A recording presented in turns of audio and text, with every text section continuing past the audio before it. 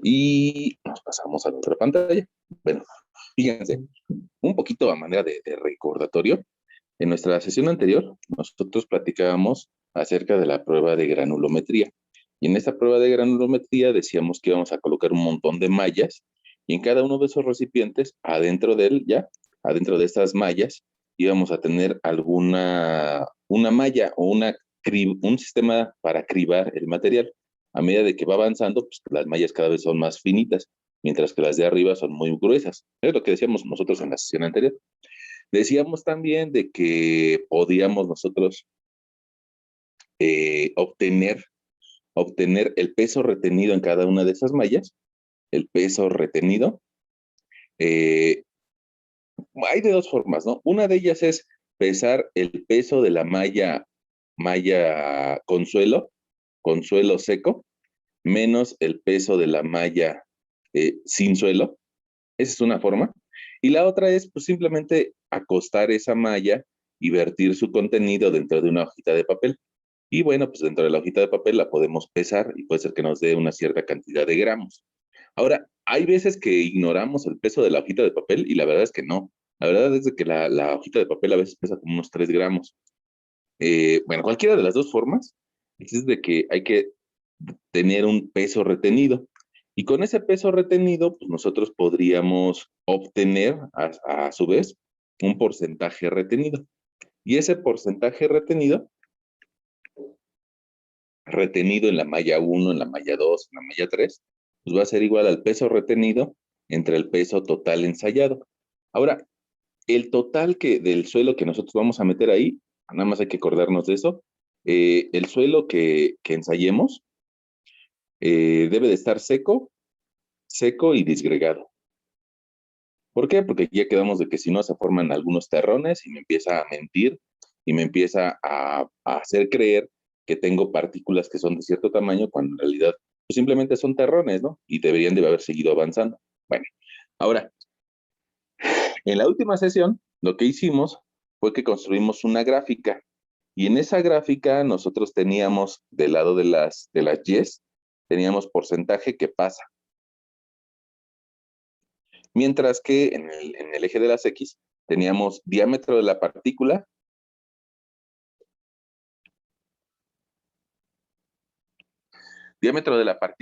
o bien abertura de malla. Cualquiera de los dos nombres es correcto, ¿no? Puede ser que aquí habíamos puesto abertura de malla.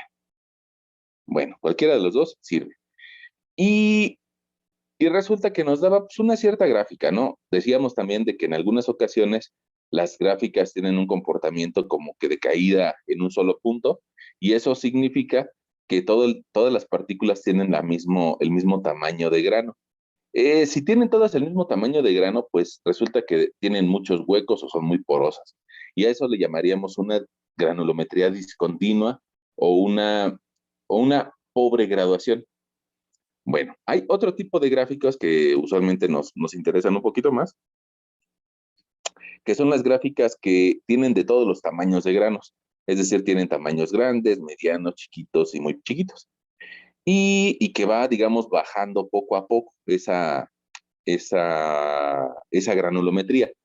Ahora, si va bajando poco a poco, pues eso significa a su vez de que tiene partículas grandes, partículas medianas, otras grandes, otras medianas, otras chiquitas, otras muy, muy finitas.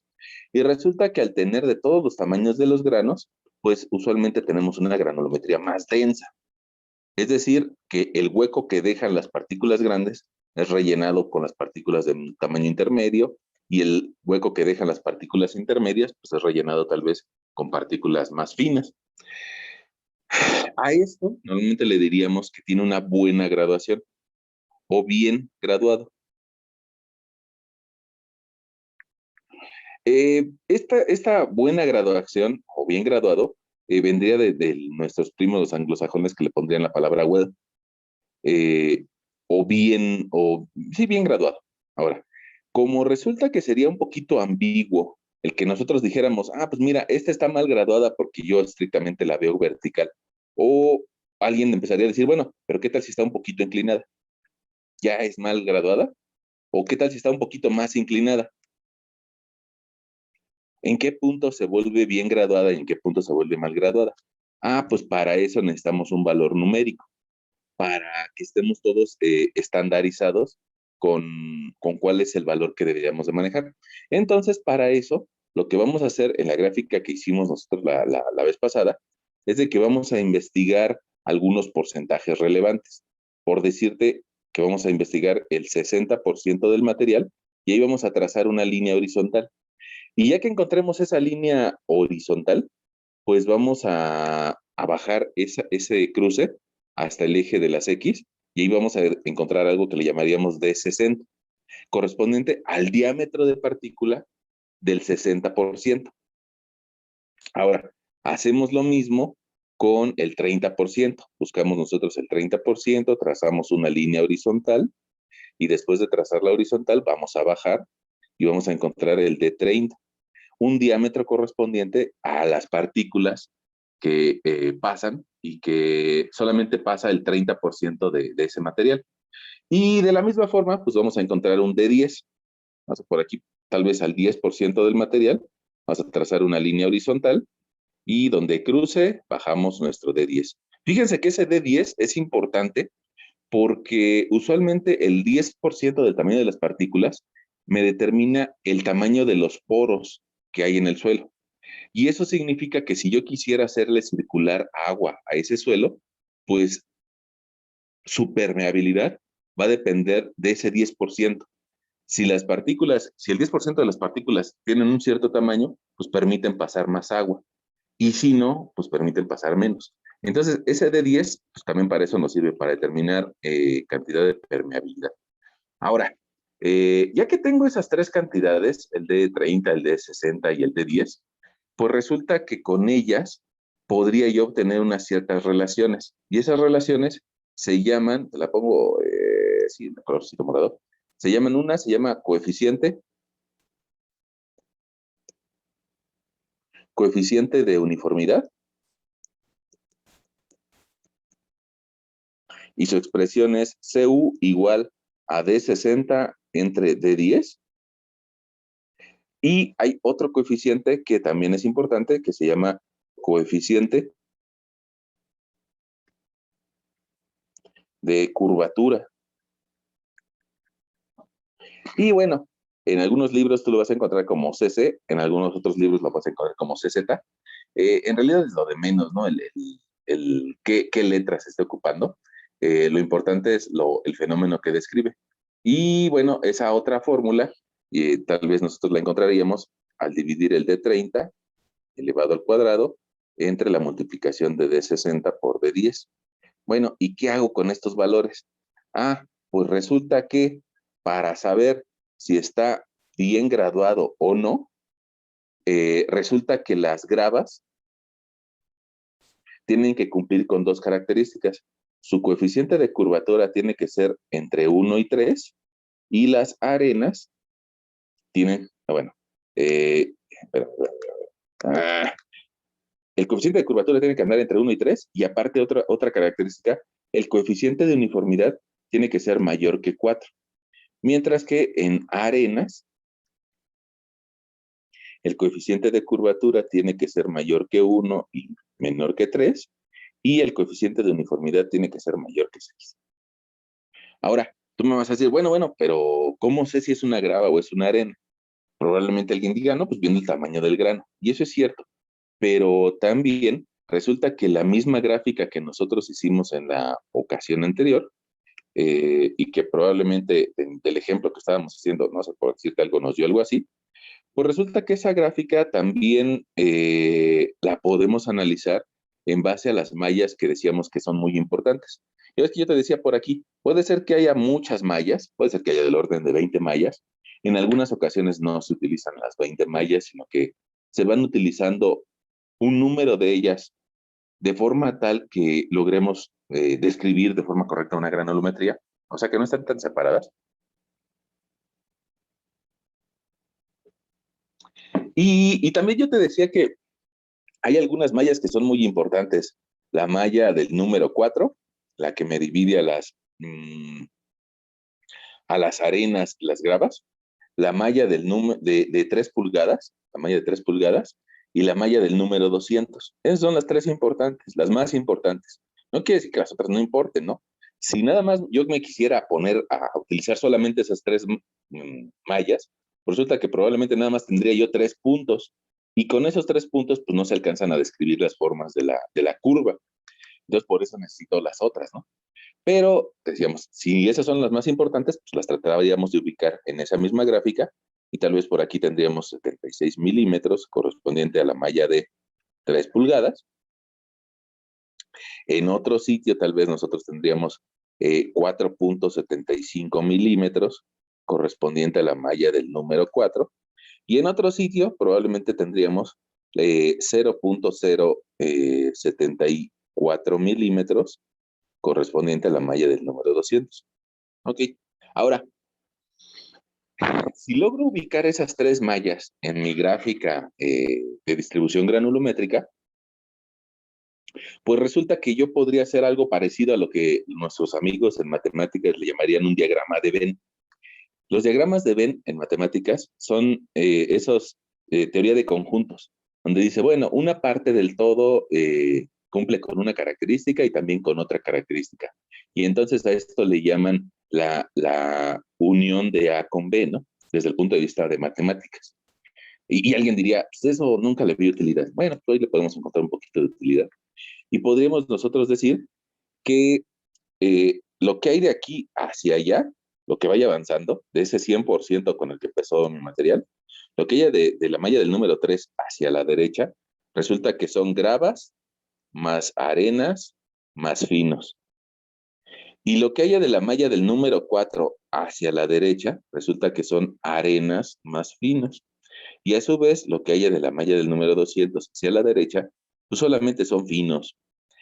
Eso tiene alguna implicación porque si lo vemos en el sentido de las yes, bueno, pues resulta que nosotros podríamos acotar un cierto porcentaje de finos, también un cierto porcentaje de arenas y un cierto porcentaje de gravas. De la misma gráfica, ¿no? Entonces, nosotros podríamos tratar de distinguir en primera si nuestro suelo es de tipo, si nuestro suelo es de origen o de tipo granular o de tipo fino.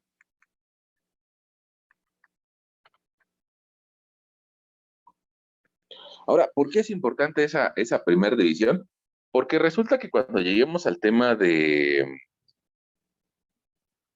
capacidad de carga, se van a dar cuenta de que ustedes, de que hay algunas ecuaciones para suelos granulares y algunas ecuaciones para suelos finos. Los suelos granulares, pues son las gravas y las arenas. Son esos de los que yo alcanzo a ver a simple vista los granos. Y en cambio, los suelos finos, a simple vista, probablemente no los alcance a distinguir, sino que en realidad son suelos tan finitos que parecen como chocomilk. Y probablemente alguien de ustedes me diga, ¿a poco sí es cierto? Sí, sí es cierto, nada más que a veces no somos lo suficientemente observadores. Y a veces el suelo que nosotros vemos a nivel de superficie, a veces es una contaminación de arena con suelo fino. Y por eso no le prestamos atención a eso. Fíjate, para que veas, honestamente, yo te diría, ¿cómo podremos identificar un suelo fino? Es ese suelo que cuando tú lo mueves o con tus manos, probablemente en tu mano se quede el polvo. Y no sé si te has dado cuenta de que a veces te queda tu mano polvosa, como cuando tomas cemento. Ah, bueno, pues esa mano polvosa o grisácea, lo que significa es que tiene suelo fino. De ese tamaño es la partícula de suelo fino. En algunas ocasiones, pues es prácticamente todo el material que es de ese tamaño. Ahora, cuando ese suelo fino se humedece, se hace como una pasta o como un lodo. Bueno, ahora, la primera forma de revisar sobre si mi material es fino o granular sería con sus porcentajes. En este caso de suelo fino, pues resulta que el porcentaje de suelo fino sería mayor que la suma del porcentaje de grava más el porcentaje de arena. Y en el otro línea de acción o de decisión, pues resulta que mi porcentaje de grava más el porcentaje de arena serían mayores que mi porcentaje de suelo fino. Bueno, ya ven que en la primaria nos enseñaron a usar este simbolito de mayor que y menor que, ¿no? Ok. Ahora, si yo tengo un suelo de tipo granular, todavía tendría yo que definir si se trata de una grava o si se trata de una arena. Y para eso, pues, lo que voy a hacer es de que voy a checar mi porcentaje de gravas, si es mayor que mi porcentaje de arenas, o sean S o A, cualquier letra que le quieran poner, pues resulta que yo tendría una grava, un gravel. Y si resulta que mi porcentaje de arena es mayor que mi porcentaje de grava, pues entonces tendría una sand. Y la forma de abreviar ese grava o esa arena, pues va a ser con una G o con una S. Pero ya ven que en muchas ocasiones, pues no es suficiente con llamarnos José, o con llamarnos Pedro, o con llamarnos Luis, porque pues hay muchas personas que se llaman igual. Entonces, pues digamos que ese suelo requiere un apellido. Y el apellido se lo va a dar la condición acerca de que si es una gráfica que solamente tiene un tamaño de grano, o si es una gráfica que tiene muchos tamaños de granos. Es decir, nos hace falta agregarle si esa grava está bien graduada, y sería una GW, o una grava mal graduada. También podríamos tener el caso de que tuviéramos una arena bien graduada o una arena mal graduada. Y estos primeros cuatro tipos o estas primeras clasificaciones es para materiales que su porcentaje de finos es menor al 5%. Es decir, no vale la pena mencionarlo, ¿no? Es así como cuando se dan elecciones, ya ven que ahora estamos cercanos a tener elecciones, y algún partido solamente adquiere el 2% de la votación. Pues bueno, lo que pasaría en una elección, dirían, bueno, pues es que están poquitas las personas que están votando por ese partido, que pues mejor hay que eliminarlo, ¿no? Porque no tiene ningún sentido que exista un partido nada más para 2% de las personas. Bueno, acá es lo mismo, ¿no? Acá digamos que diríamos, si hay menos del 5% de material fino, pues no hay ni siquiera que mencionarlo. Y por eso en estas clasificaciones, en estas primeras cuatro, pues resulta que no mencionamos a la parte fina. Pero si se diera el caso que tuviéramos un porcentaje de finos mayor al 5%, inclusive hay algunos suelos en donde tiene más del 12%, pues resulta que nosotros tendríamos que tener otra forma de clasificar, que tal vez diríamos grava limosa o grava arcillosa. Pero eso, como no hemos visto suelos finos, yo diría que lo podríamos dejar para otra sesión. Ahora, si tuviéramos nosotros suelos finos, habría que hacer unas pruebas que se llaman límites Atterberg. Porque pues este señor fue el que se le ocurrió la forma de establecer la clasificación de suelos finos. Pero te digo, eso lo veremos en alguna otra ocasión. Mientras, el día de hoy podríamos clasificar nuestros ejemplos anteriores y solamente haciendo uso de la parte granular. Es decir, si es una arena bien graduada o una grava bien graduada, una grava mal graduada, lo que sea. Ahora, para eso, pues ya mencionábamos que íbamos a usar nuestra gráfica anterior, y que esa gráfica anterior íbamos a sacarle algunos datos, ¿no? Sería ideal, sería muy bonito que ustedes hubieran hecho tal vez la suya. Y bueno, voy a considerar que ustedes le hicieron, nada más que necesito cambiarme de equipo, necesito pasarme a la computadora, ahorita estoy en la tablet, entonces pues voy a cerrar yo me voy a salir de la reunión, ustedes no se salgan, regreso en unos 10 segundos a la otra reunión. De hecho, ya me estoy conectando a la otra y me salgo de esta.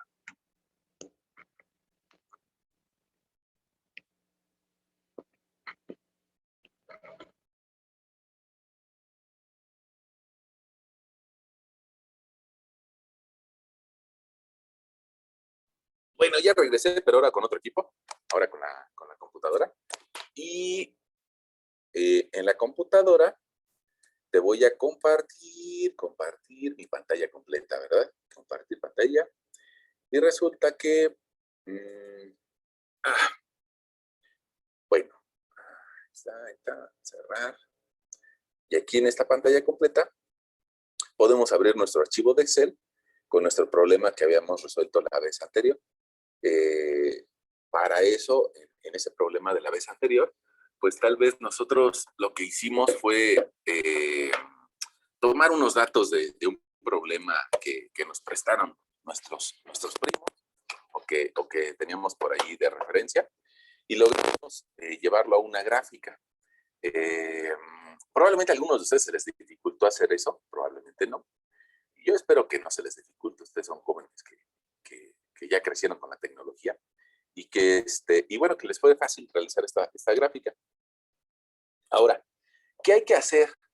Hay que encontrar los diámetros correspondientes al 60% del material, al 30% del material y al 10% del material. Puede ser que lo haga de un poquito de una forma viejita, que sería tal vez de dibujarlo encima de la hoja. Y para eso, bueno, pues yo le tendré que agregar una línea, ¿no? Y decirle, mira, yo quiero una línea que vaya ahí en el 60% hasta que cruce mi gráfica original. Tal vez a esa línea, pues ponerle un poquito de espesor o de grosor para que sea identificable. Y después de esa línea, pues tal vez trazar una de ellas que vaya hacia abajo, ¿no? Que vaya hacia abajo. Bueno, lo podría hacer así, aunque la verdad se ve bien chafita eso, ¿no?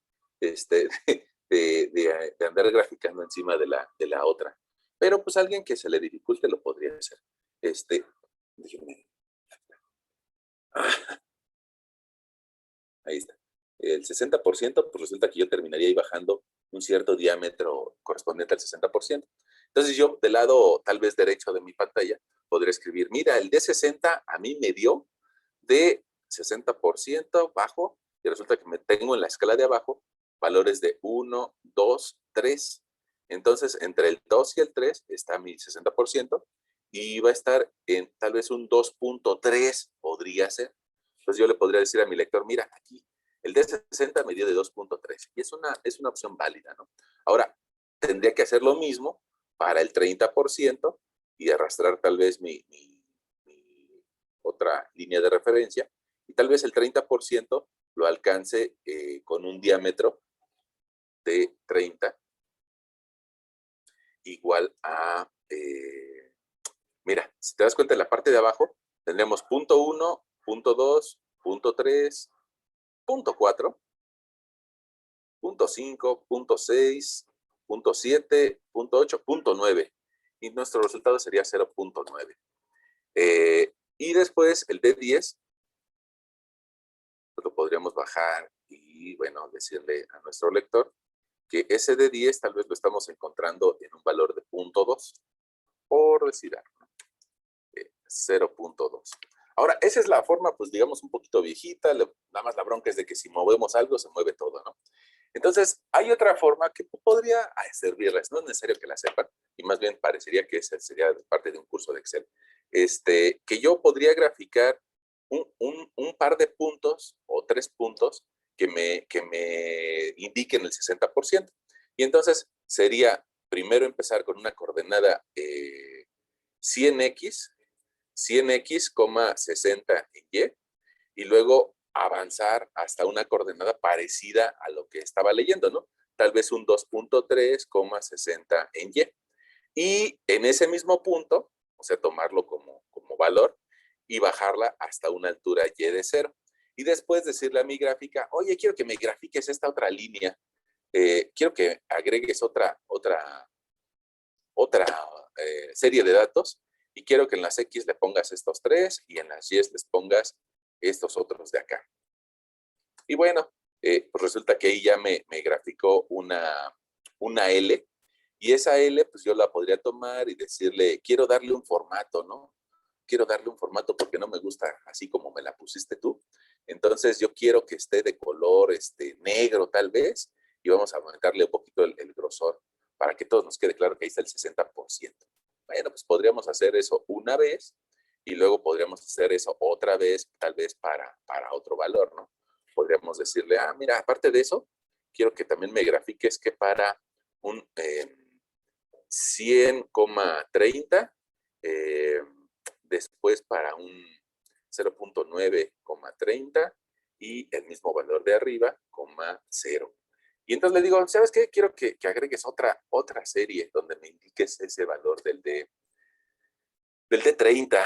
Agregar valores de las X, quiero estos, valores de las Y, pues quiero estos de acá. Y no es necesario que lo hagamos, ¿no? Nada más les estoy diciendo otra forma de hacerlo. Alguien de ustedes va a decir, no, pues la verdad a mí se me hace más fácil imprimirlo y hacerlo a mano, ¿no? Ponerle un cierto grosor a esa línea a mano. Y también se vale, no hay nadie se va a enojar por eso. Ahora, una ventaja de hacerlo tal vez en Excel es de que podría yo darle un cierto zoom y ser un poquito más terco al respecto de tratar de encontrar el valor exacto. Ahora, para eso yo podría tomar el eje de las X y decirle dar formato al eje y decirle al Excel, ¿sabes qué? Un ratito aguántame eso de la escala logarítmica y lo quiero en escala aritmética. Se darán cuenta de que se vuelve más difícil de leer, pero pues al usar Excel le puedo decir, no quiero que me grafiques desde 0.01 hasta 100, sino nada más grafícame desde 0 hasta 10. Y probablemente pues, yo pueda hacerle un zoom, por decirlo de una forma, inclusive si nada más le pido que me grafique hasta 3. Y me estoy dando cuenta de que ese valor no es tan exacto. Mira, le podemos también hacer un zoom al eje de las Y, cambiar ese valor de 100 tal vez por un 70. Y me estoy dando cuenta de que ese valor que yo vi a ojo, pues ahí tiene un rango de error y que en realidad yo debería de haber puesto un 2.5 tal vez en lugar de un 2.3. Eso nos permite, o eso nos ayuda el tener la gráfica en Excel, ¿no? Que le puedo cambiar el valor a 2.5 y me mueve el punto de contacto entre la horizontal y la vertical con mi línea que estoy analizando. Y bueno, ahí me estoy dando cuenta de que mi D60 no valía 2.5, sino que valía 2.3.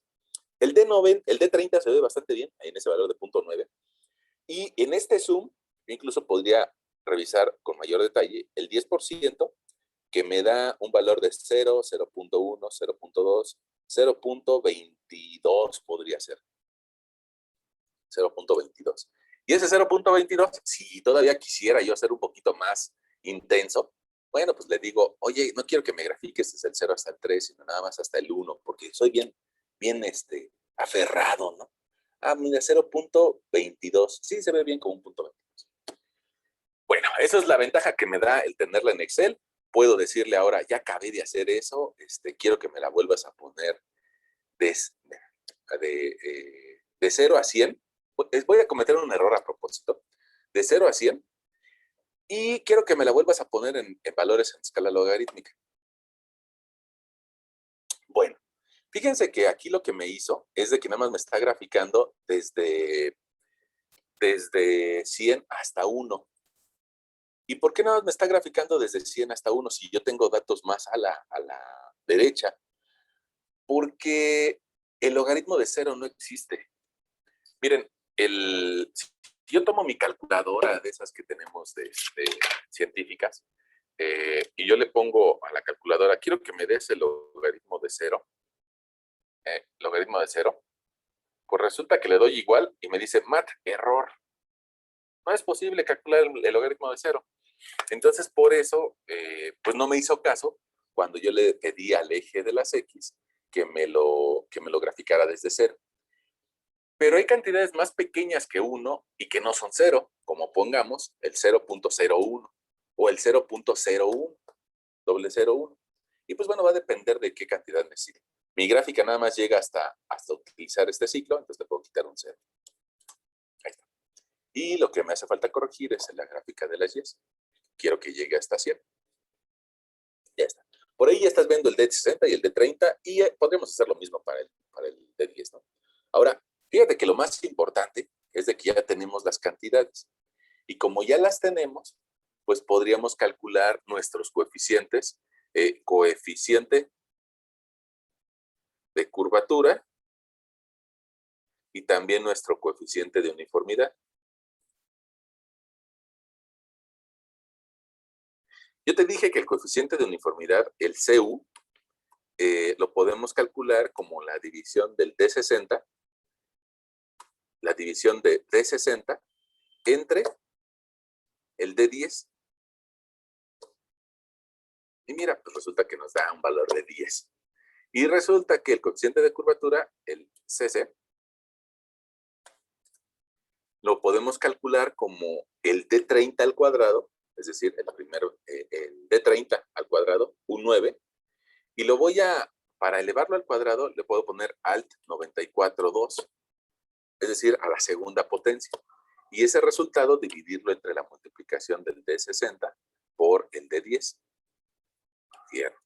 Y ahí tengo un valor de un coeficiente de curvatura. Resulta que esos dos valores me hacen pensar, por lo menos, independientemente de que sea grava o sea arena, me hacen pensar de que tengo un material bien graduado. Además, visualmente lo estoy viendo, ¿no? Visualmente estoy viendo que la gráfica está bajando poco a poco y que no tiene una caída súbita en alguna zona. Entonces me hace pensar de que ese suelo, a pesar de que nunca lo he visto, yo con mis ojos, esas pruebas de laboratorio, pues resulta que ya me lo puedo imaginar de que son partículas muy grandes y también partículas muy pequeñitas y de que tiene una buena distribución granulométrica. Ahora, nos está haciendo falta algo y eso que nos está haciendo falta es saber qué porcentaje de arenas y qué porcentaje de grava tenemos.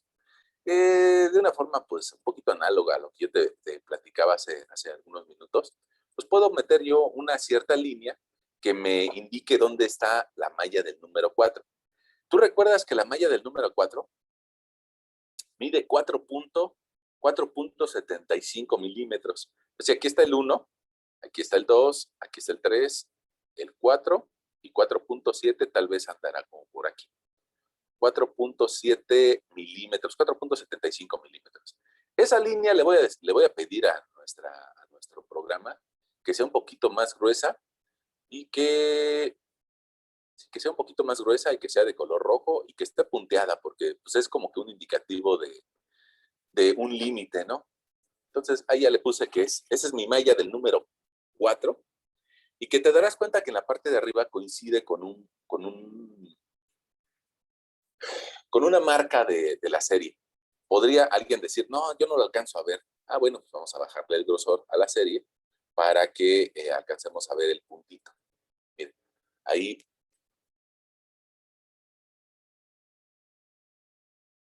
ya está siendo identificable que hay un puntito en la malla del número 4. Y eso pasa pues porque utilizamos esa malla. Si no lo hubiéramos utilizado, no tendríamos ese puntito y habría que interpolar algún valor. Bueno, ahí tenemos el cruce de la malla del número 4 y podríamos, si quisiéramos, tal vez encontrar el valor, encontrar el valor en el que está cruzando. Para eso, bueno, copié esa línea, nada más la voy a hacer horizontal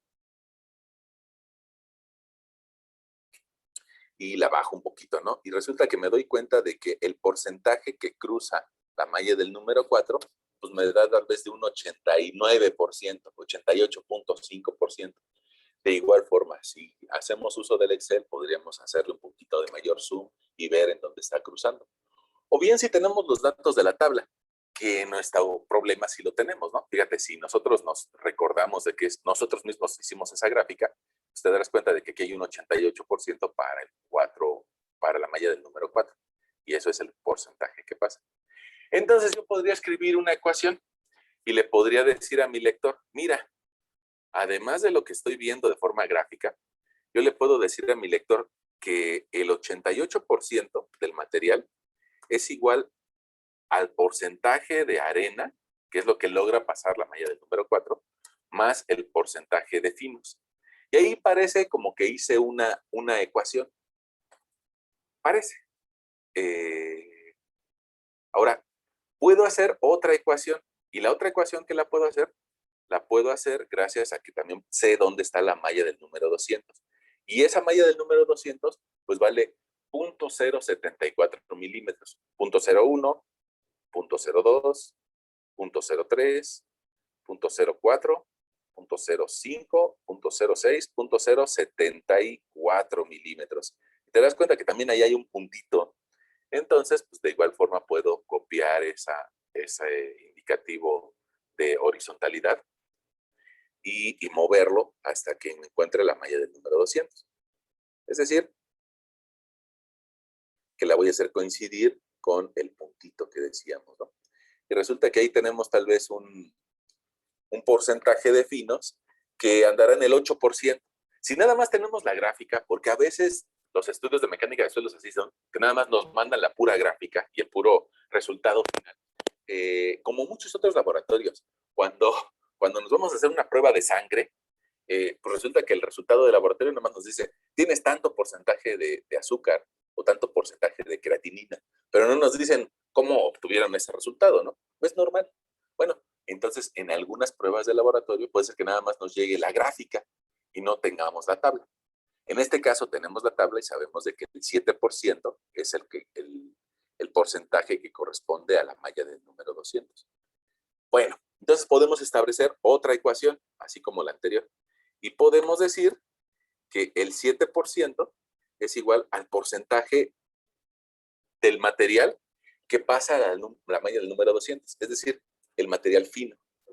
Y como tengo esas dos ecuaciones, pues la de abajo la puedo sustituir en la de arriba y encontrar con ellas el porcentaje de arena. Es decir, puedo decir que el porcentaje de arena va a ser igual a un 88 menos 7%. Y eso nos va a dar que el porcentaje de arena, pues tal vez es de un 81%. Me está haciendo falta uno, me está haciendo, probablemente alguien diga, ustedes, nos está haciendo falta un porcentaje. Ya tenemos el de la arena, que bueno que ya lo encontramos, el de los finos, que bueno que ya lo encontramos, pero nos está haciendo falta cuánto tenemos de grava. Y pues bueno, resulta que también nosotros lo podríamos encontrar, ese valor,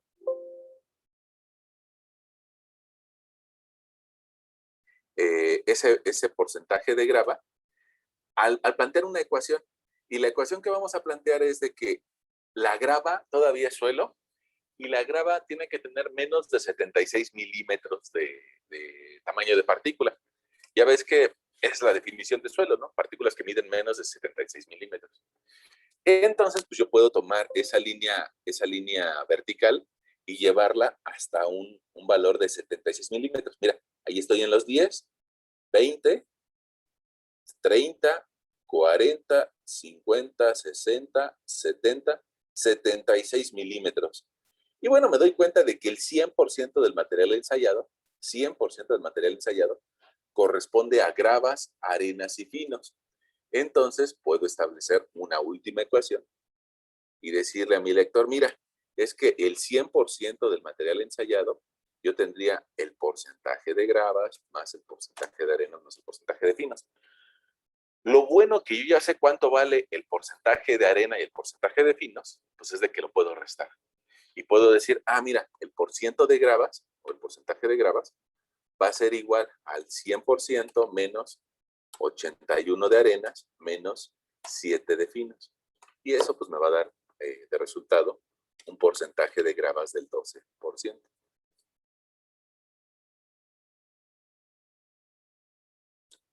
Bueno, ahora sí ya tengo las tres cantidades, ¿no? Y como ya tengo las tres cantidades, pues resulta que yo le podría decir a mi lector qué tipo de suelo tengo.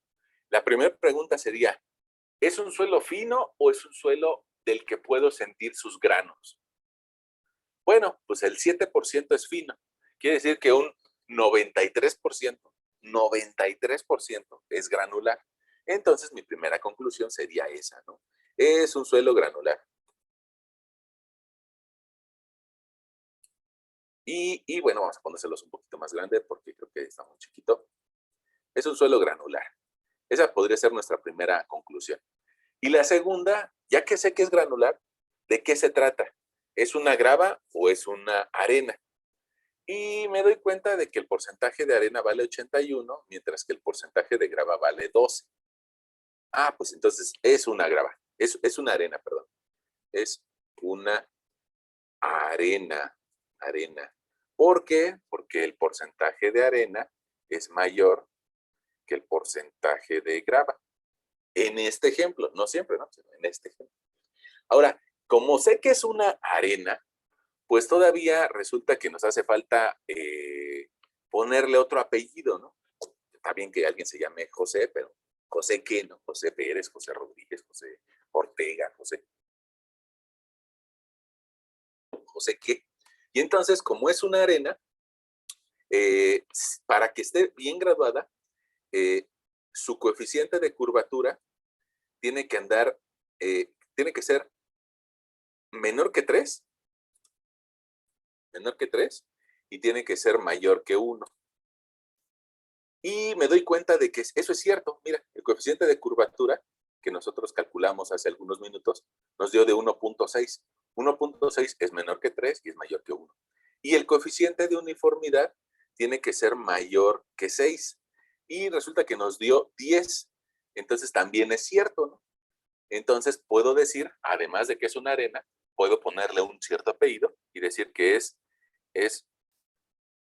una arena bien graduada o de buena graduación. Ahora, a veces nos da flojera, ¿no? No, no es que nos dé flojera, sino que es una forma de clasificar a ese suelo. Podríamos ponerle pues unas letras, ¿no? Y entonces sería, las letras internacionales, sería una SW. SW, que significa arena bien graduada en un lenguaje internacional. Ya ven que pongamos eh,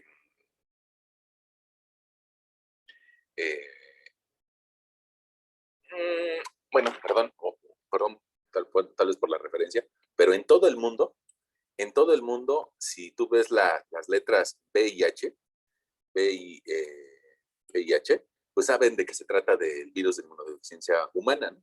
O el SIDA. Entonces, es una forma de contraer a un concepto mucho más grande, ¿no? Aquí, con estas letritas, pues resulta que como si fuéramos doctores, ya sabemos de qué tipo de suelo se está tratando. De una arena que tiene de todo tamaño de granos. Es decir, incluso llega a tener algunas gravas y también llega a tener algunas partículas muy finitas. Y tiene arenas de tamaño grande y arenas de tamaño pequeño y de tamaño muy pequeño. Entonces, bueno, pues eso nos habla de un buen suelo en general. En general. Todavía no hablamos, todavía nos falta un rato para hablar de resistencia, pero en general una arena bien graduada me habla de que es un suelo bueno para soportar cargas, además de tener de mucho tipo de tamaño de granos. Ahora, ¿por qué? Porque hay partículas grandes, pequeñas y medianas. Y eso usualmente genera una buena trabazón. Trabaja bien. Bueno, ahora, eso fue para nuestro ejemplo número 49 que hacíamos en la sesión anterior. Pero pues yo por aquí tenía otro ejemplo, el ejemplo 50. Vamos a ponerle aquí que es análisis granulométrico, problema 50. Este es otro ejemplo. Y resulta que ahí tenemos la gráfica, ¿no? Entonces podríamos hacer lo mismo, tratar de identificar este ejemplo de qué material se trata. Si es una grava limosa, si es una arena arcillosa o si es una grava bien graduada o mal graduada. Ok, fíjate que el hecho de tener dos series ya nos habla de que hay una predominancia de una o de la otra. Vamos a ver, fíjate, podríamos decirle a nuestro lector que en el 76%, en una abertura de malla de 76 milímetros, o sea, 10, 20, 30, 40, 50, 60, 70, 76 milímetros, ahí hay un puntito, resulta que el 100% del material es la suma, de el porcentaje de grava más el porcentaje de arena más el porcentaje de finos. Alguien de ustedes me va a decir, oiga, profesor, en el problema anterior, usted le puso a ese porcentaje de arena, le puso por ciento A, y en este le está poniendo por ciento S. ¿Hay algún problema? La realidad es de que no hay ningún problema entre que le pongamos por ciento A o por ciento S. Existe que nos quede claro. Ahora, en la clasificación universal, eso sí, si queremos poner solamente 2 letras y que esas 2 letras le entienda un gringo, un español, un alemán o un yucateco, ahí sí necesitamos poner las letras universales. Y ahí sí necesitamos poner S de santo y W de bien graduado o P de pobremente graduado. Pero para hacer nuestras cuentas podríamos utilizar por ciento S. Okay. Ahora, hay otra malla importante, la malla del número 4. Y la malla del número 4 mide 4.75 milímetros. Fíjate, aquí tengo 1, 2, 3, 4.7 milímetros. Ahí subo. Y me doy cuenta que para 4.76 milímetros tengo un porcentaje de 45. 45%. 45% es el material que pasa a la malla del número 4. Y es decir, que tiene el porcentaje de arena más un porcentaje de finos. Ya tengo 2 ecuaciones. Y la última malla, la que es pues también bastante importante, es la malla del número 200 y mide 0.075 o 0.074 milímetros. 0.01, 0.02, 0.3, 0.4, 0.5, 0.6, 0.7, 0.074 milímetros. Y ahí me estoy dando cuenta de que hay un porcentaje de 10. 10.35% es igual al porcentaje de finos. Pues me voy de abajo hacia arriba, me voy dando cuenta de que puedo ir sustituyendo ese valor de porcentaje de finos para encontrar el porcentaje de arena. Es decir, el porcentaje de arena o de sand va a ser igual a 45 menos 10.35. Vamos a pedirle a Excel que lo haga, ¿no? 45 menos 10.35. No, pues ahí está mi porcentaje de arena, de 34%. Y sabiendo esos dos valores, sabiendo que el porcentaje de finos es igual a 10.35, bueno, pues podría encontrar el porcentaje de grava. Y ese porcentaje de grava me va a dar igual a la ecuación que yo tenía ahí arriba, es decir, el 100% menos el porcentaje de finos menos el porcentaje de arenas. Y ahí tengo un 55% de resultado. Vamos a ver. ¿Qué le podríamos decir a nuestro lector? Le podemos decir que, bueno, cuando yo digo de nuestro lector, alguien diría, pues no somos escritores para tener lectores. Y ese es un argumento bastante simple, ¿no?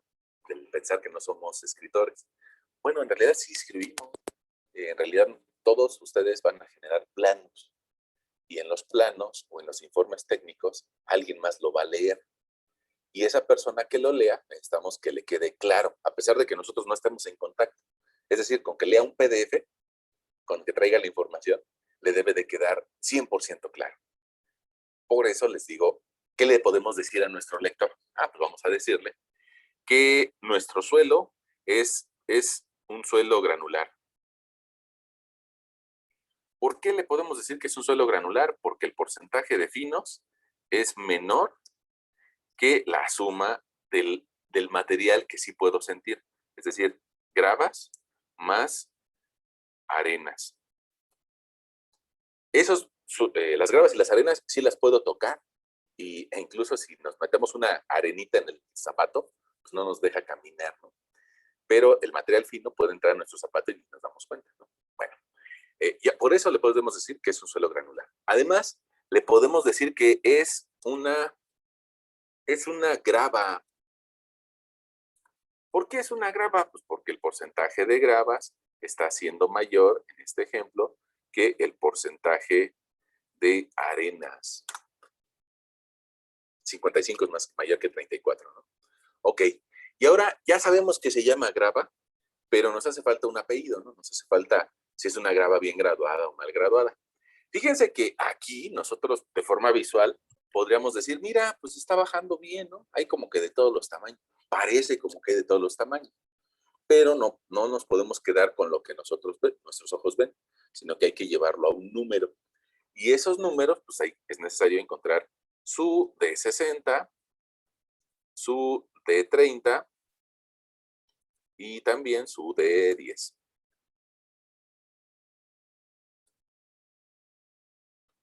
Ok.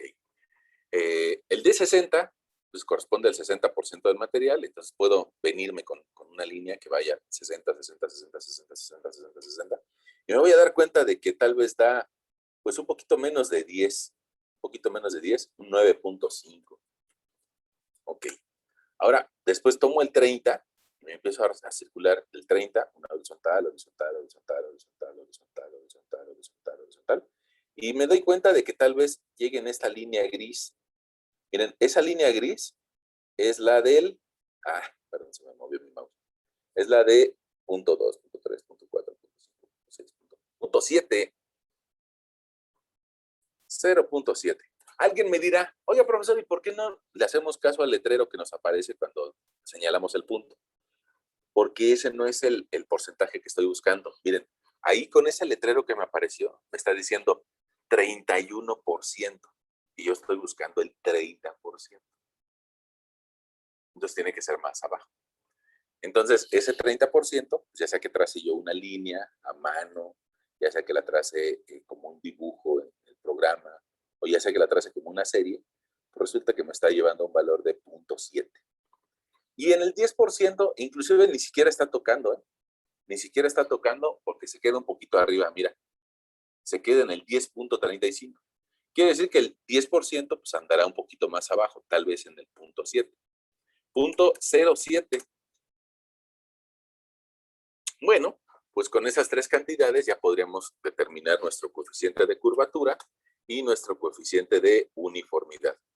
Quedamos que el coeficiente de uniformidad es el sencillo, el que nada más es una división del D60 entre el D10, y nos da 135, lo cual nos hace pensar que es un suelo bien grabado, bien suena, hasta ese momento suena como bien grabado. Pero si dividimos el cuadrado del D30,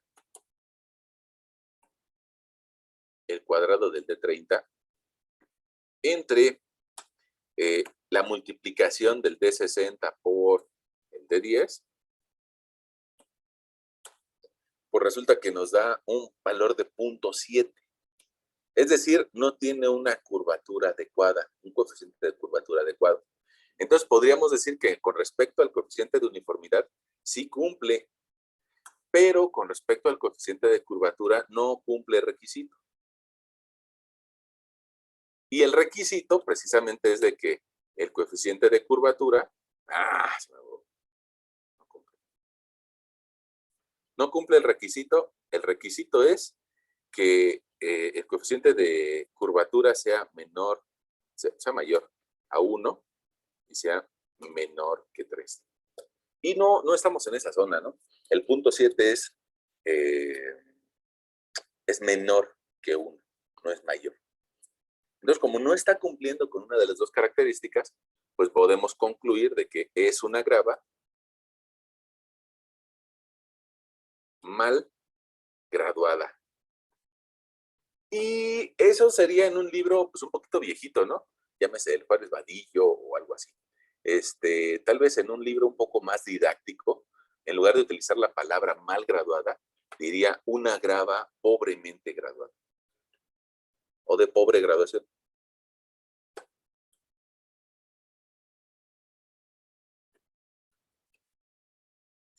No significa que sea un mal suelo, no significa que sea un mal suelo, al contrario, yo creo que una grava de un solo tamaño, que es lo que estamos diciendo, en realidad es bastante resistente. Una grava pobremente graduada.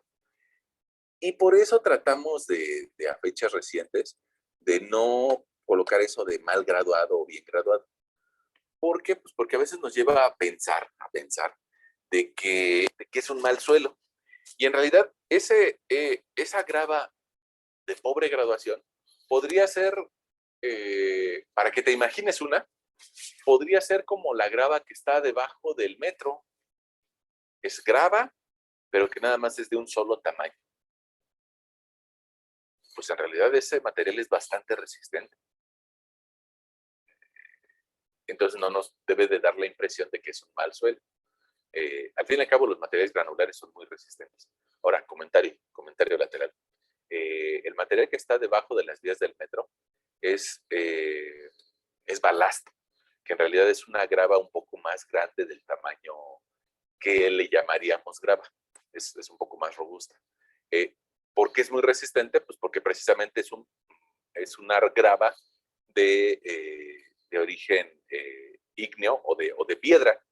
Y esas piedras, pues bueno, requieren mucha fuerza para deformarse. Por eso se utiliza en ese sitio. Grano por grano no se puede deformar, pero sí tiene huecos con el que puede tener cierta flexibilidad ante el paso del convoy. Eh, bueno, ya está. Bueno, ahí ya tenemos dos ejemplitos de cómo podemos leer esa gráfica, ¿no? Sacarle datos y determinar si una grava o una arena está bien o mal graduada. Me interesa que vean algo más y es con respecto a lo que nosotros decíamos la sesión anterior acerca de que los materiales que nos da la naturaleza los podemos utilizar para construir tal vez la base de una nave industrial, la base de un centro comercial, la base de viviendas de construcción en serie o carreteras o vialidades. Y mira, en esta sección carretera, te darás cuenta de que hay algunos materiales que están más pegados a la superficie de rodamiento, es decir, a la carpeta, en donde la característica va a ser que son materiales más caros, más granulares. Y en cambio, cuando nos vamos hacia abajo, hacia la parte inferior, bueno, pues vamos a tener materiales más baratos, que no cumplen con características especiales de resistencia o de tamaño de grano. Y alguien me va a preguntar, bueno, ¿y dónde vienen las características? ¿No? O sea, ¿en qué libro vienen? Y bueno, más allá de venir en un libro, tienen que venir en unas normas. Y para eso, creo que la sesión pasada habíamos quedado por ahí, de que le podemos hacer nuestra prueba de granulometría al material que queramos usar, y que con esa prueba de granulometría obtenemos una curva como estas, es lo que estábamos platicando hace unos minutos. El 60% nos da un de 60, de 30, un de 10, y con esos coeficientes de curvatura y uniformidad podemos establecer si está bien graduada la grava o la arena. Bueno, pero además de eso, resulta que la normativa mexicana para construcción de carreteras nos llevaría a esta paginita, que es la página del Instituto Mexicano de Transporte. Y en esa paginita, yo creo que lo podemos hacer. Vamos a abrir el explorador, inicio, inicio, explorador, o el Google. Esperar a que abra. Ahí está el Google. Y vamos a escribirle por aquí, Instituto Mexicano del Transporte. Instituto Mexicano del Transporte, SCT. O incluso vieron por ahí que alguien ya buscó normativa de la SCT. Entonces le doy clic y resulta que este explorador pues ya me manda a la página del Instituto Mexicano de Transporte. Es una página del gobierno federal. Ahí la está abriendo.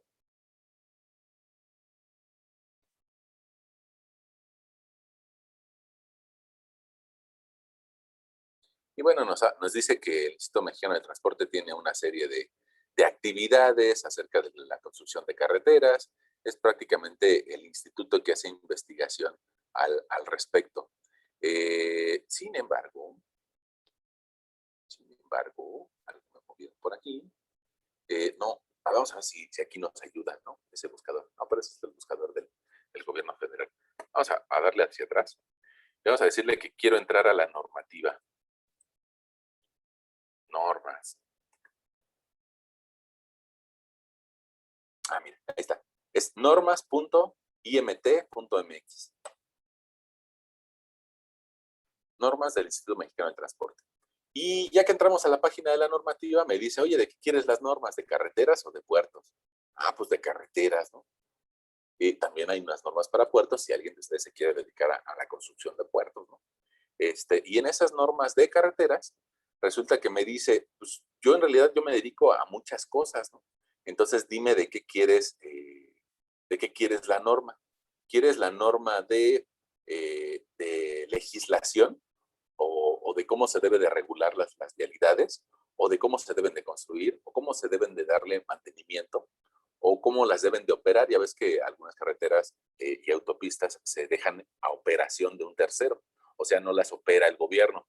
En muchas ocasiones nosotros llegamos a la caseta y creemos que la persona que está en la caseta es parte del gobierno, y no es así.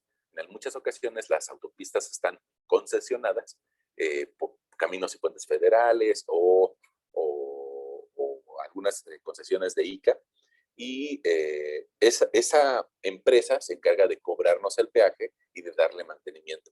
Y mira, después vienen las características de los materiales o los métodos para analizar esos materiales, para hacerle pruebas. Entonces, en estos métodos, lo que yo me voy a encontrar van a ser la normativa para hacer la prueba de granulometría o la normativa para hacer la prueba de densidad de sólidos o cualquier otra prueba. Aquí me da una serie de normas, pongamos para la de granulometría. Y mira, si yo le doy aquí ver,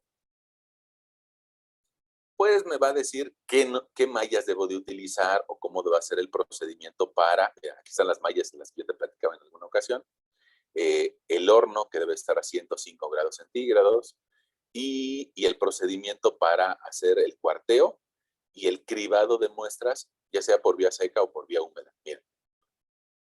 Entonces, ahí están las normas. Ahora, si no quiero ver las pruebas que se le hacen a los materiales, quiero ver si me permiten utilizar un material de banco, pues me meto a las características de los materiales. Y me va a decir, oye, pero ¿para qué quieres el material? ¿Para la capa inferior, es decir, para las terracerías, o lo quieres para los pavimentos? Entonces, pues bueno, los pavimentos, déjenme regresar a nuestra diapositiva para que nos quede claro. A veces no a todos nos queda tan claro eso. Mira, desde este punto de donde está el mouse, hacia abajo, la subrasante se le llama terracería. Al material que da nivel, llámese la propia terracería, o a la capa subrasante. En algunas vialidades no se cuenta con recursos para construirle un pavimento. Y entonces, digamos que se puede quedar hasta la capa subrasante. Y para nosotros que tal vez somos personas que viven en la ciudad, eso sería muy malo, ¿no? ¿A poco nada más lo van a dejar en terracería? Bueno, pues en la ciudad sí, pero en provincia hay muchos caminos vecinales que solamente se quedan hasta subrasante y que las personas lo utilizan. ¿Por qué? Pues porque tal vez se mueven con camionetas o caminando o no es necesario o no es costeable el construir una vialidad entre poblaciones de un tamaño muy pequeño. Y algunas vialidades sí cuentan con una base, una subbase y una carpeta. Entonces, a las últimas capas, a las de arriba, se les llama pavimentos. La suma de las tres, no nada más la última, la suma de las tres. Bueno, y entonces, si regreso a las normas, yo busco materiales de pavimentos, me van a decir, oye, pues te puedo dar la norma de las bases, del revestimiento o de la mezcla asfáltica. Me voy a la de la base y me voy a dar cuenta que para una base hidráulica, pues resulta que este instituto me da diferentes normas. La norma del 2004, la norma del 2011, la del 2016 o la del 2020. Es nada más una actualización. Como todos nosotros, ¿no? Vamos encontrando cosas que mejorar y bueno, lo va plasmando en una diferente norma. Y me dice, si tú tienes un banco, tienes que pasarlo por esta serie de mallas y yo te voy a dar un rango en el cual el material sirve. Ya sea que me lo den en una forma de tabla o que me lo den en una gráfica. Y mira, la gráfica lo que hace es darme un rango de materiales, un rango o un espesor en donde puede pasar mi curva granulométrica. Déjenme verlo por acá. Miren.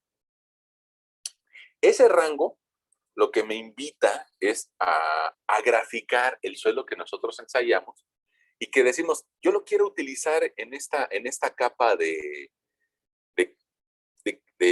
base o de cualquier otra capa. Y cada una de esas capas tiene su curva característica. Entonces, puede ser que el material que yo quiero comprar, pues, tiene una granulometría que primero baja mucho y luego se estabiliza. Bueno, pero cae dentro del rango. Entonces, la puedo utilizar.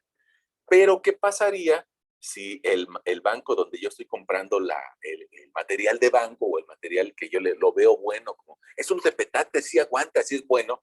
Bueno, probablemente ese material sí está cumpliendo la mayoría del material, pero tiene muchos finos. Resulta que se sale de la gráfica. Y si se sale es porque tiene muchas partículas finitas. El problema que me va a dar eso es de que los finos puede ser que sean de arcilla y se hidraten mucho. Cuando llueve, chupen agua. Y si chupan agua, se expande la vialidad y esa expansión y contracción, termina por dañarla muy rápido. Entonces, por eso la Secretaría me da un límite y me dice, no puedes utilizar muchos finos. ¿Qué podemos hacer entonces? Pues probablemente si tu material tiene mucho fino, vas a tener que comprar de otro banco que tenga más material granular y podrías mezclarlo. Porque alguien me va a decir, pues es que este material me sale más barato. Bueno, pues sí, pero tienes que cumplir la norma. Entonces podrías comprar grava de otro sitio, mezclarlo y la nueva mezcla probablemente volver a ensayarla y ahora sí te dé dentro del rango que podamos utilizar. Probablemente ya te dé por aquí. O al contrario, puede ser que tu material tenga mucha grava o material muy grueso.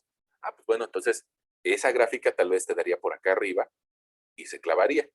¿Cómo le hago para quitar este material grueso? Pues hay que cernirlo y la parte gruesa mandarla a triturar, a dividir en partículas más pequeñas. Y entonces para cada una de las capas hay una norma. Cada una de estas capas tiene su correspondiente norma para la base, norma para la subbase, norma para la rasante y norma para la terracería. De forma muy sencilla, yo te diría, el que te pone menos requisitos son las terracerías. Prácticamente nada más se utilizan para dar nivel, mientras que cada vez que nos vamos acercando a las capas superiores, te pone más requisitos, y esto lo podemos ver en la página de la normativa. Mira, además de cumplir con una cierta granulometría, tienes que cumplir con un cierto límite líquido, límite plástico, equivalente de arena, y otras cosas que iremos viendo pues poco a poco en nuestro curso, ¿no? Digamos que la granulometría es uno de los primeros requisitos. Bueno, ahora, sobre el límite líquido y límite plástico, pues vamos a dedicarle pues, tal vez un par de sesiones, una o dos sesiones para hablar de cómo se obtiene. Y de la prueba, pongamos de compactación, pues tal vez pues, será nuestro siguiente tema, ¿no? Va. Aquí, mira.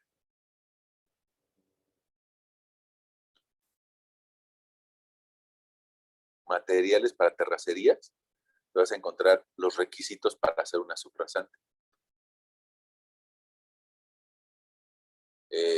Y los requisitos para construir una subrasante no tiene una curva de granulometría.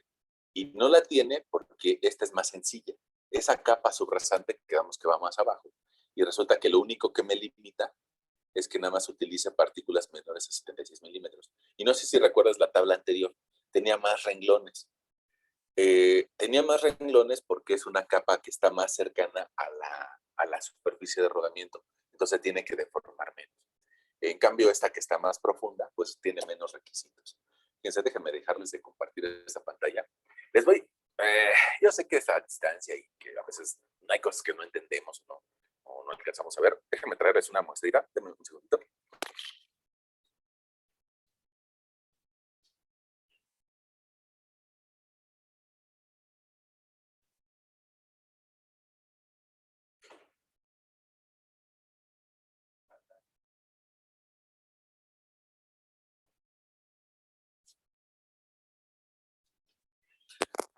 Perdón. Miren, les traje una muestrita, aunque sea a la distancia la podemos ver. Es una muestra de asfalto. Es el material con el que se genera la carpeta asfáltica, o sea, la superficie de rodamiento en la que se nos generan los baches, ¿no? ¿Quién diría? Digamos que es como si fuera un corazón, nada más que no es un corazón extraído, sino que es un corazón fabricado con la energía de compactación con la que se genera la carpeta asfáltica. Ahora, esta muestra se analiza, aunque existe todavía existe toda una materia que se dedica al diseño de pavimentos. Bueno, pues tal vez en arquitectura no la llevamos, entonces por eso te lo platico. Hay personas que trabajan todos los días nada más para investigar cómo generar la mezcla que permita que este material sea estable. ¿Por qué te digo la mezcla? Porque así como el concreto tiene diferentes resistencias y diferentes F'S y diferentes grados de revenimiento, pues resulta que las mezclas que de forma común le llamaríamos chapopote, que está mal dicho que le llamamos chapopote, pero de forma común le decimos chapopote, o el asfalto, también tiene diferentes grados de viscosidad del líquido, del asfalto, que va a lograr unir las gravas. Yo entiendo de que estamos a distancia, pero si trato de acercarte esta imagen a la pantalla, te darás cuenta de que en realidad el asfalto es la suma de muchas gravas pequeñitas, de gravas de pequeño diámetro. Y esas gravas están unidas gracias al material del asfalto, al material derivado del petróleo, que les da la unión. Debe de cumplir con una temperatura de aplicación. Hay mezclas frías y hay mezclas calientes. Y en el laboratorio se ensayan, para que veas algo curioso, estas no se ensayan de arriba y abajo, porque a pesar de que reciben la carga así, el mayor problema que tienen es que cuando pasa el auto tiende a abrirse el asfalto. Entonces, como tiende a abrirse, estas se ensayan así, a la brasileña. Es decir, se cargan de forma diametral y con ello buscan generar líneas de tensión hacia un lado y hacia el otro, hasta que truene.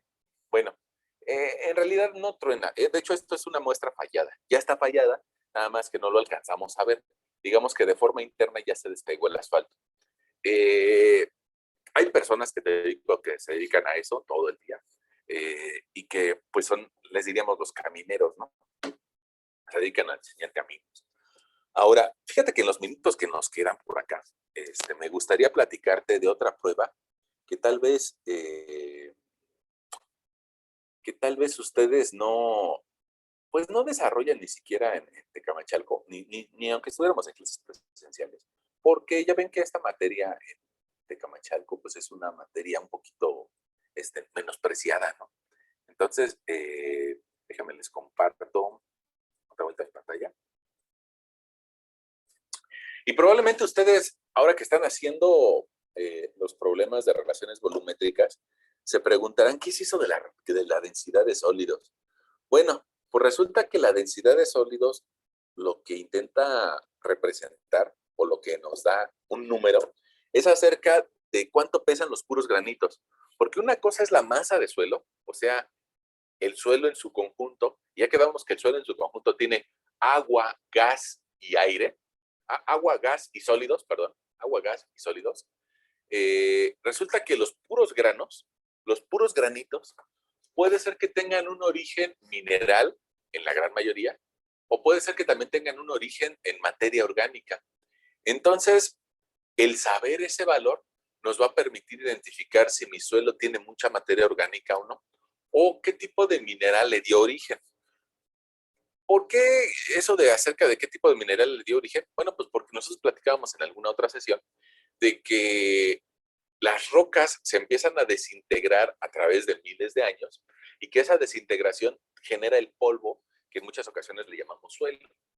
Pero en medio de ese polvo también hay restos de lombrices que vivieron hace 100 años o de moscas que vivieron hace 50 años y que se empiezan a degradar y la mayoría se degrada, pero al fin y al cabo quedan algunas partículas sólidas.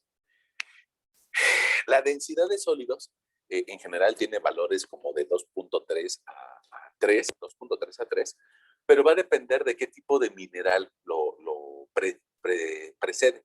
O sea, de qué tipo de roca fue la que le dio origen a ese suelo. Y bueno, por aquí te presento algunos valores del libro Lambé y Whitman. El Lambé es un libro rosa, bueno, de carátula rosa, que se utilizaba mucho en los 80s, 90s, y que bueno, es famoso, y que nos da algunos valores de referencia. Si nuestra densidad de sólidos nos llega a dar, pues sobre todo con valores altos, nos está hablando de que tal vez tenga componentes componentes de moscovita o de biotita.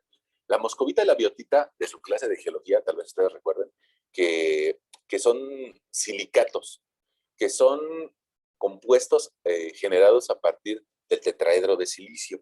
Es decir, a nivel molecular, si nos pudiéramos acercarnos a ver los átomos que generan esa roca o ese mineral, veríamos cuatro átomos de oxígeno alrededor de un átomo de silicio.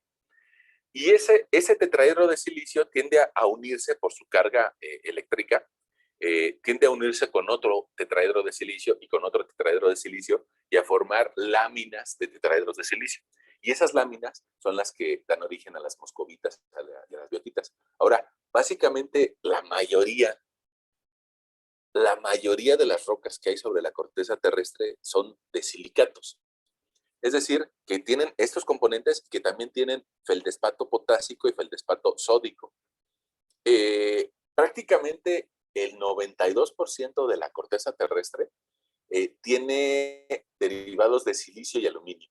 Y por eso, bueno, pues cuando probablemente en sus problemas de relaciones volumétricas vean densidades de sólidos de 2.6, 2.7 y se vuelve repetitivo, es porque la mayoría de la corteza terrestre está hecha de esos minerales. Bueno, ahora, fíjense que aquí les pongo otros datos que vienen de una publicación del doctor Mayoral.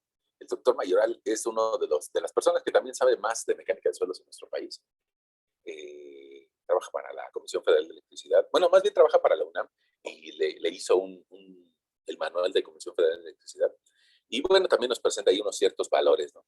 Otra vez, las moscovitas, las biotitas nos presentan valores altos, mientras que tal vez un valor bajo sería el de un yeso, que es un carbonato de calcio, ¿no? Carbonato de calcio de forma mineral. El yeso en la naturaleza lo encontramos dentro de rocas sedimentarias o dentro de rocas evaporíticas, que están en regiones que tienen mucha evaporación y poca precipitación. Bueno, ok. Ahora, yo lo que quería en estos últimos minutos era mostrarles cómo se obtiene la densidad de sólidos, para eso se utiliza esta expresión matemática, y que su determinación en un laboratorio se hace a través de un matraz aforado, un matraz de bola. Probablemente tú lo utilizaste en la secundaria o en el nivel medio superior. Ese matraz de bola tiene un cierto nivel y adentro de ese matraz le vamos a agregar partículas de suelo. Las partículas de suelo que le agreguemos van a lograr que el volumen del agua se eleve un poco y entonces eso lo podemos regular por medio de una pipeta. Ahora, hay que utilizar agua destilada y desairada.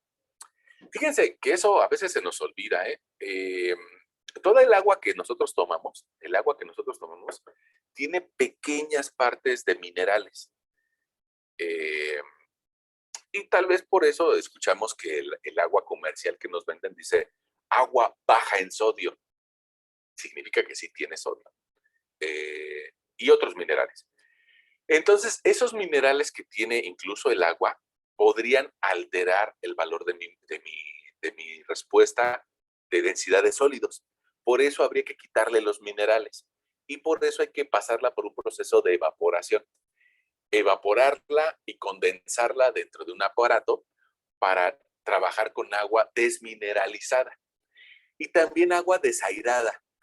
Esta agua también tiene oxígeno y ese oxígeno en muchas ocasiones nos ayuda para vivir. Incluso los pececitos de una pecera tienen que tener un motorcito que le esté moviendo el agua para que esté con una cierta cantidad de oxígeno disuelto. Si esa pecera la dejamos sin su motorcito, el agua se empieza a estabilizar y a salir las burbujitas de oxígeno. Y los peces se mueren si no le ponemos el motorcito. Y ustedes me van a decir, ¿y entonces cómo le hacen los peces en la naturaleza si no tienen motorcito? En la naturaleza el motor es el viento. El motor está moviendo y moviendo y moviendo el agua y está permitiendo que se oxigene. Nosotros como queremos robarnos esa parte de la naturaleza y la queremos poner en la sala con una pecera, necesitamos generar un movimiento para que los peces no se mueran. Bueno, ahora, Eh, entonces, en nuestra prueba, en la prueba de densidad de sólidos, requerimos hervir el agua para sacarle el oxígeno, hervir el agua para sacarle los minerales, y ya que tengamos un agua desmineralizada y desoxigenada, o sí, agua sí, sin oxígeno y sin minerales, pues ya podemos agregar muestras de suelo. Fíjate que este es un material fino, como el que yo te decía, que es tan fino que no lo podemos ver. Y si te das cuenta, se convierte en lo que alguien le diría lodo. Ese lodo, a nivel microscópico, puede ser que esté unido partícula con partícula. Entonces, para eso lo pasamos por un batido con una máquina parecida a la que hace los esquimos. Con ese batido, tratamos de que las partículas se separen. Pero, de todas formas, hay que someterlo a una cierta ebullición para que salgan las partes de aire que podrían existir dentro de 3 o más partículas unidas. Entonces, con la ebullición logramos agitar el material, sacarle el aire y lograr que el volumen que nosotros leamos de ese matraz aforado sea solamente de agua más partículas sólidas, no tengamos aire disuelto.